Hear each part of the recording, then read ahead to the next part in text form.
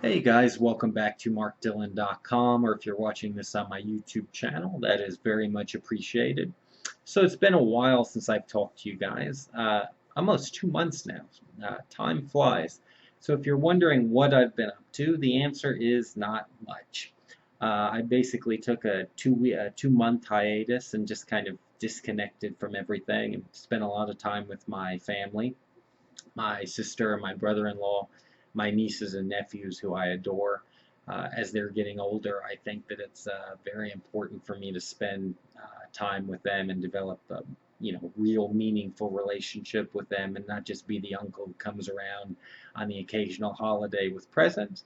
So I'm lucky enough that I'm able to take a lot of time off and do that kind of stuff. So I do. I make a very conscious effort to both maintain and strengthen those relationships.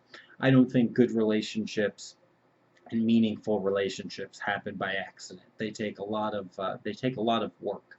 You have to focus on continuing to maintain and develop them. So unfortunately, I think some people spend more time developing their online friendships and not enough time developing the relationships with the people who are most important to them in their real life. So uh, when it comes to my friends and family, I try to do more than just send the occasional text and like their Facebook status. So that's what I've been up to. That said, I have gotten way behind on answering questions from you guys. I have gotten just a ton of questions. The topics range from all the usual stuff, relationships and working out and sex. Always tons of sex questions. And lately I've been getting a lot of emails with questions and mostly commentary about the terrible shooting in Orlando and shootings, the police shootings, and more often than not, when someone sends me an email about something like Orlando or the police shootings, it's not really a question, it's just more somebody looking to engage in a conversation about that topic, which is fine because I've spent a lot of time discussing these things with my own friends and family. So here we go. On to tonight's question. Let's see if I even remember how to do this.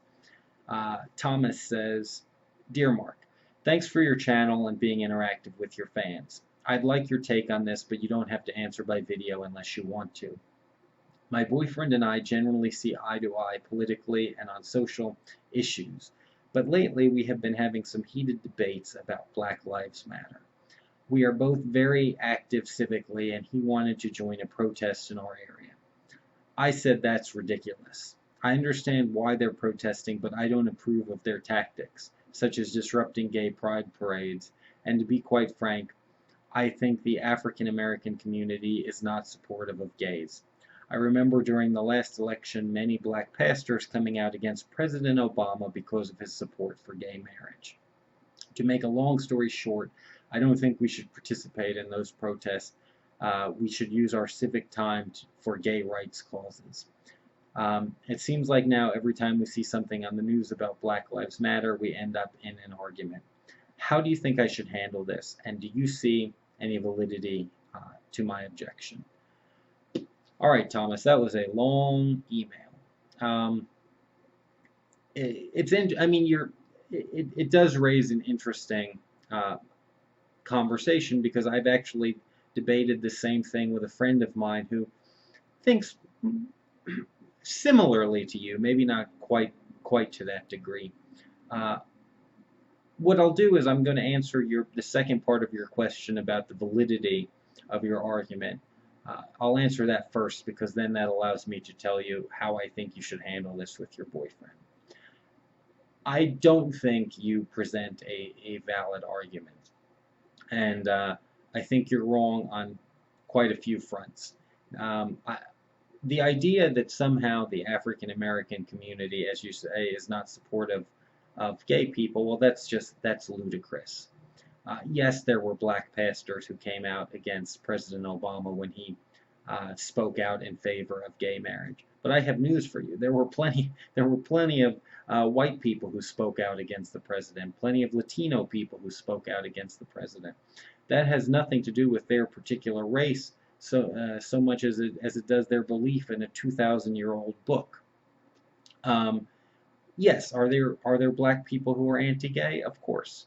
But there are Latino people who are anti-gay, white people who are anti-gay. That doesn't mean that those people represent their entire community. So what I really don't like about your line of thinking, Thomas, is it really has the feel of it's us against them. That somehow if you're gay you can't support the black community, and somehow if you're black you can't support the gay community. Well, I have news for you. There are a lot of black people who really do support gay rights. You have a lot of gay black people. So you cannot paint with that broad brush.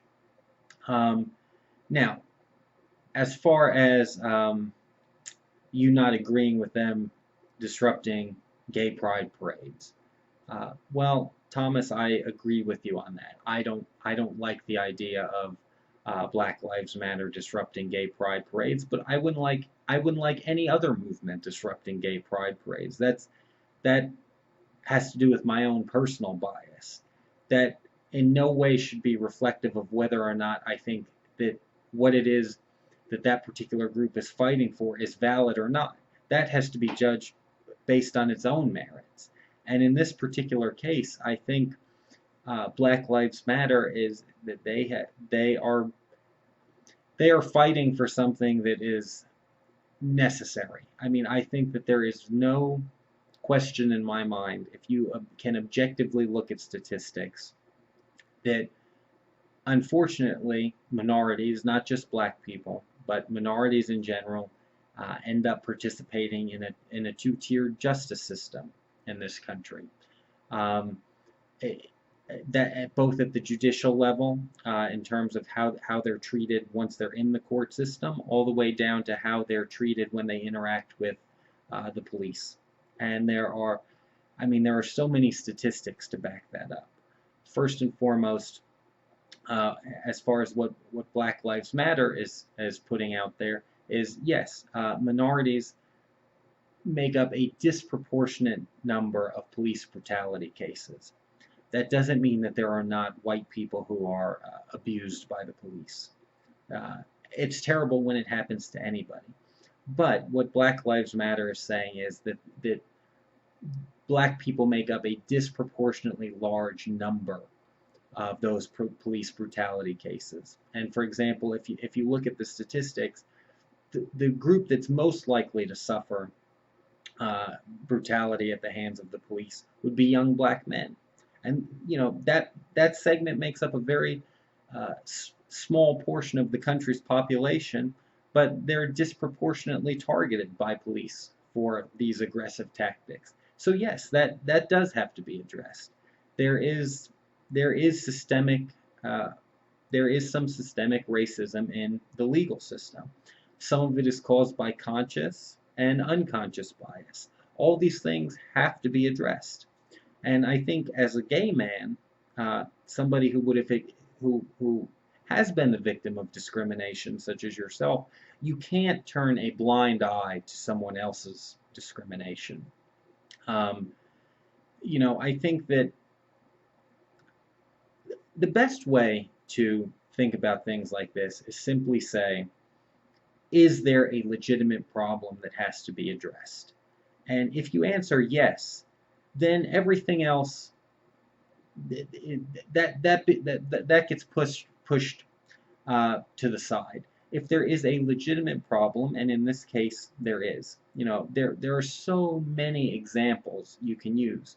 For example, if you look at the incarceration rates for nonviolent drug offenses, and this is as somebody who, speaking as someone who's never used a drug in his life. I mean, I've never smoked marijuana. I've never done a drug in my life. But I know that white people and black people smoke marijuana at just about the exact same rate. But if you look at the incarceration rate for marijuana usage, black people make up a disproportionately high number of people who have been incarcerated for nonviolent drug offenses. There is an issue there. And this is not just talking about the cases of police brutality, but the the problem in its totality. And when I was younger, I used to think, well, some of us just have to run through life's race a little bit harder, and that yes, everybody's going to have something they have to deal with and they have to overcome. It's your job to overcome that. And then, as you get older, you start to realize, yeah, we're all running a race, but some people are running on a moving sidewalk, and other people are running through an obstacle course. And that doesn't mean that you tell people if you're on the obstacle course, you should just throw your hands up and give up. But what you have to do is say that's not acceptable.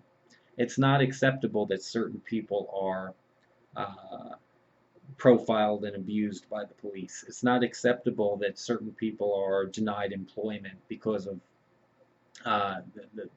where they come from or what they look like or all of that. So,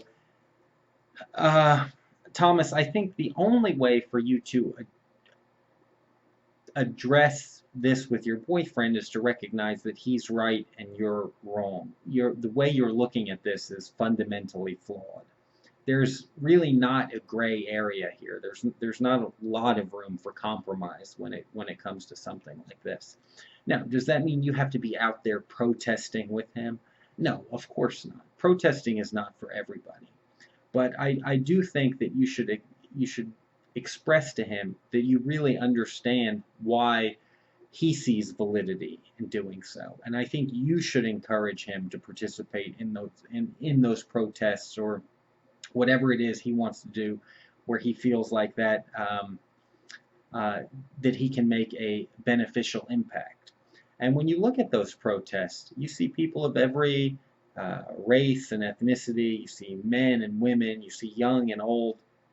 There are a lot of people who feel exactly like your boyfriend, and I have to say I think that they are fighting for something that is very important. And by the way, as far as back to the disrupting gay pride parades, well, Thomas, if you think about what civil disobedience is, and if you look at the role of civil disobedience in movements throughout our country's history, yes, there are a lot of people who will have their feathers ruffled and not like something. The goal of civil disobedience is to create an inconvenience and to say, hey, we need all eyes, we need all ears on this particular issue right here, right now, because it's super important and people are just not paying attention to it. That's why people turn to civil disobedience.